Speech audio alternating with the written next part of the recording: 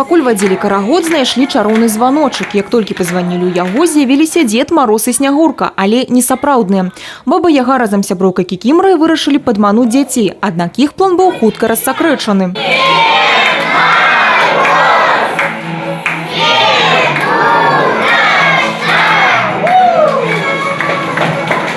Галоўны чараўнік свята разам з унучкай з'явіліся і запалілі агні на ёлцы.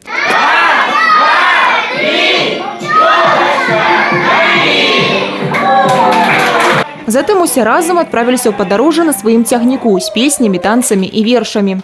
А па прыбыцці на канчатковую станцыю шэраг падарункаў для дзетак. Ад гарадскога савета дэпутатаў мікрахвалевая печ. Это время определенного волшебства, неожиданностей, приятных впечатлений. И в настоящее время, да и раньше это было, наши дети всегда нуждались во внимании. И чем больше этого внимания взрослые им оказывают, тем лучше наши дети становятся. Холодильники от Брестского гарнизона и межрайонного отдела следчего комитета. Ежегодно мы приезжаем сюда, дарим детям, помогаем социально-педагогическому приюту, дарим детям подарки и стараемся им устроить праздник. Надо вспомнить свое детство.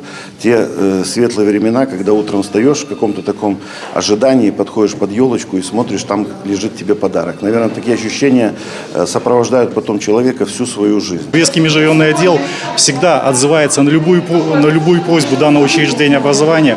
Мы дарим подарки и приходим поздравлять детей и с началом учебного года, и всегда с Новым годом.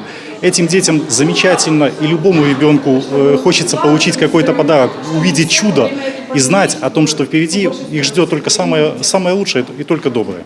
Грошовый сертификат так само для этих деток. Это уже добрая традиция участия военнослужащих Брестской пограничной группы в акции «Наши дети». Мы не первый год участвуем в данной акции. Конечно же, Новый год – это то время, когда хочется волшебства, хочется радости. И мы не могли остаться в стороне, чтобы не прийти к деткам, которые в силу определенного ряда причин оказались в непростой жизненной ситуации, чтобы подарить им немножко радости, теплоты, добра, пожелать им всего самого хорошего в наступающем Новом году. Акрамя таких подарункаў і салодкі ад кожнага гостя. Сёння ў сацыяльна-педагагічным цэнтры Брэста знаходзіцца 12 детей. Большое спасибо за то, что все наши постоянные спонсоры, наши постоянные друзья, они изыскали возможность, посетили нас и помогли организовать нам такой замечательный праздник для наших детей. Вы знаете, были немножечко сомнения, проводить этот праздник или воздержаться в связи с этой обстановкой, но увидев, как наши дети готовятся к Новому году, с каким удовольствием они украшают елки, пишут письма Деду Морозу, мы решили, что нельзя лишить их этого праздника. А деток за гэтае свята і за падарункі таксама самае шчырае